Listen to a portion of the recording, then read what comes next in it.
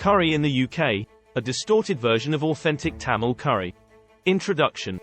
In the culinary melting pot that is the UK, curry has become a beloved staple.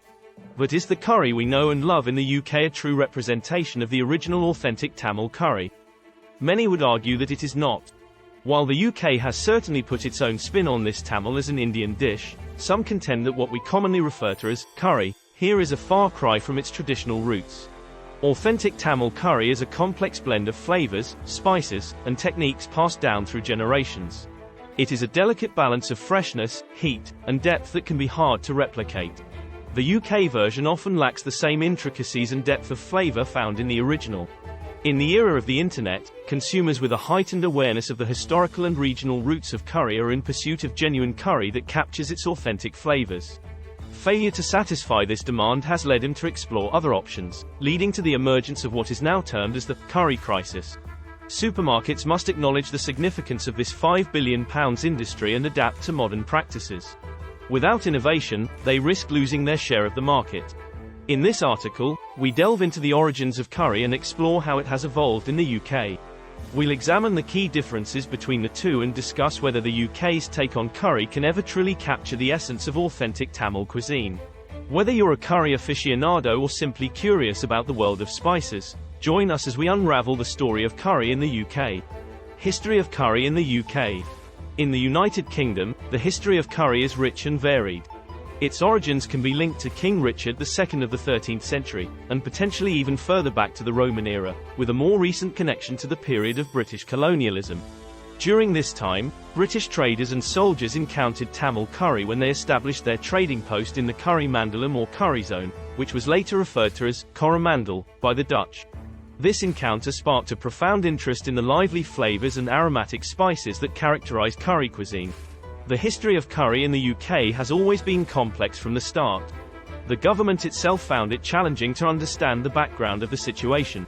This was evident in the unsuccessful efforts of former Prime Minister David Cameron and his cabinet colleague, Eric Pickles, the Community Secretary, to assist by investing £1.75 million without conducting a thorough study, which ultimately did not yield the desired results. Many journalists and authors often discuss curry in this way. Initially, curry was consumed mainly by the British elite, who sought to recreate the exotic flavors they had experienced in India. However, as the British Empire expanded and more Indians migrated to the UK, curry began to gain popularity among the wider population. Indian restaurants started popping up in major cities, offering a taste of this vibrant cuisine. However, upon closer inspection, one can appreciate the intricate historical complexity that underlies it. In my book, past articles, blog posts, and videos, I have endeavored to elucidate this aspect to the best of my ability. I have also indicated the undeniable fact was the British arrived in the Tamil coastal areas known then as Coromandel, and from there in 1757 Robert Clive and his battalion arrived in Bengal to fight a war in the Battle of Plassey, and with their curry chefs curry spread to Bengal and all over India. Transformation of curry restaurants in the UK. In the UK, curry houses were initially established and operated by individuals from Bengal and subsequently from East Pakistan, which later evolved into Bangladesh. Even today, a significant proportion of these establishments are owned by individuals from these regions. Their efforts to popularize curry as Bangladeshi curry led to the decline of the established Indian curry brand. As the prominence of this brand waned, numerous variations emerged in the market, ranging from Sri Lankan and Japanese curry to Caribbean and, more recently, Vietnamese curry. The current scenario is characterized by a remark from a representative of the Bangladeshi Catering Association, BCA, asserting that, "What we have is not Indian curry or Bangladeshi curry, but rather British curry and anyone can do it." The comments were provided to the Financial Times, published on January 8, 2016. I'm confident he wasn't aware of the curry's history when making such statements.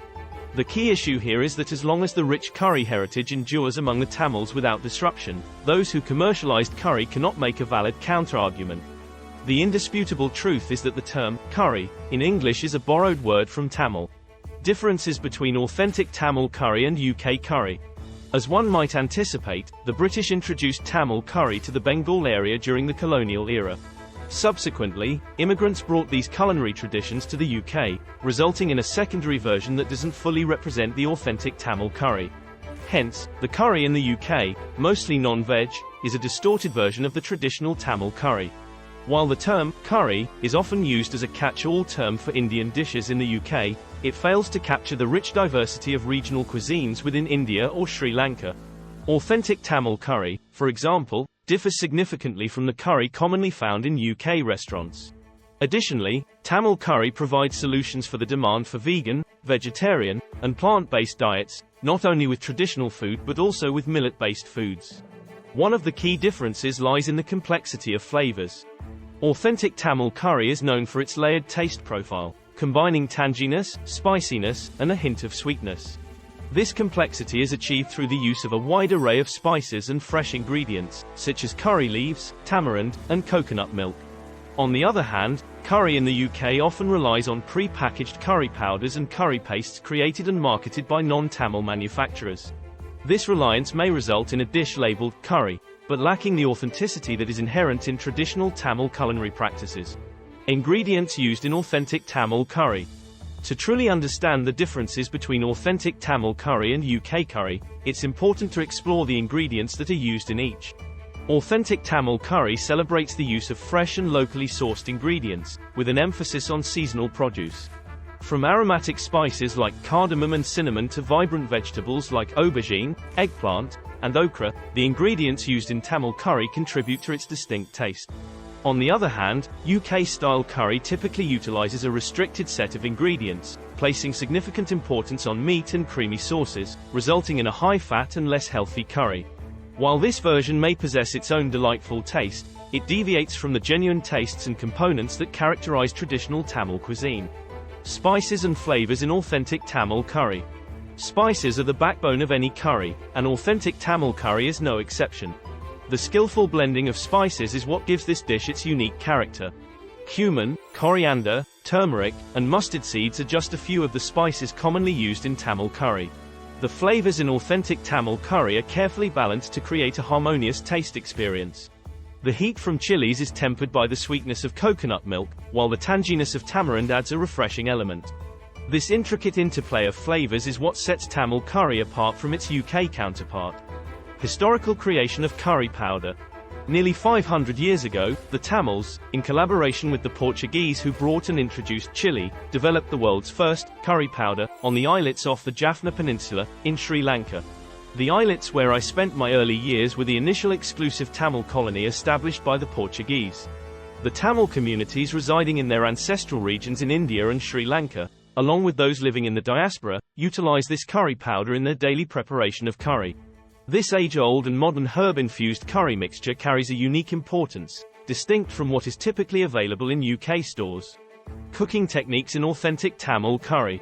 Cooking techniques play a crucial role in achieving the desired flavors and textures in authentic Tamil curry. The use of a traditional clay pot, known as a chatti, is common in Tamil households. This porous material allows the curry to slowly simmer and develop a depth of flavor that is hard to replicate with modern cooking methods. Additionally, the tempering of spices is an essential step in Tamil curry preparation. This involves heating spices in oil or ghee until they release their aromatic oils, infusing the dish with their essence.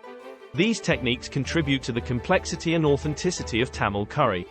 For over 3,000 years, the Tamil people have continued the ancient tradition of cooking in clay pots over an open flame using firewood and grinding spices with a rolling stone. In the UK, France, Australia, and Canada, this tradition is also evident, as clay pots, base and rolling stones are widely available for purchase in numerous shops. Popular misconceptions about curry in the UK. Despite the popularity of curry in the UK, there are still some misconceptions surrounding this beloved dish. One common misconception is that all curries are spicy. While some curries do pack a punch, not all of them are fiery hot.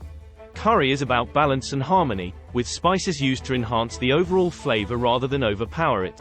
Another misconception is that curry is a single dish with a consistent recipe.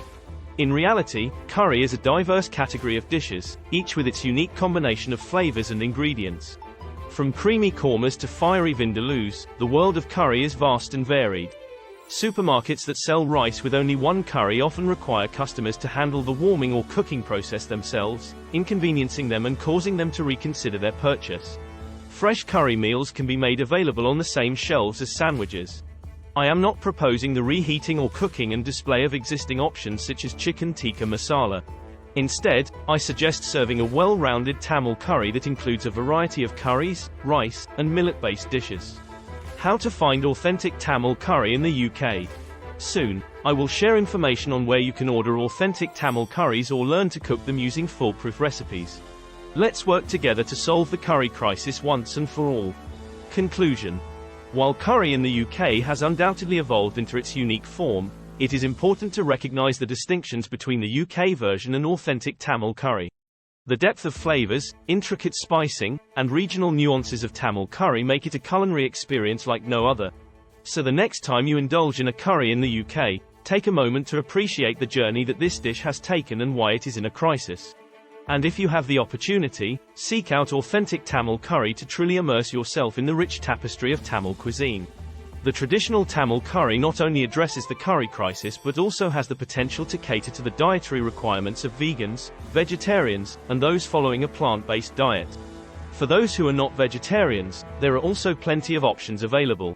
While pork curry may not be offered in UK restaurants, you can prepare it at home using my recipe. Every January, the Tamils celebrate the Thai Pongal Day, which is a harvesting festival which usually celebrated with family, relatives, friends, and an entire village. In some rural areas, there exists a little-known delicacy called hunt curry, known only to the men of the farmland. Essentially, after the harvest, these men venture back into the fields to hunt for wild boars in the nearby woods or jungle. They prepare and savor this dish in the open fields, often accompanied by alcoholic beverages. That's an entirely distinct realm of experience, my friends.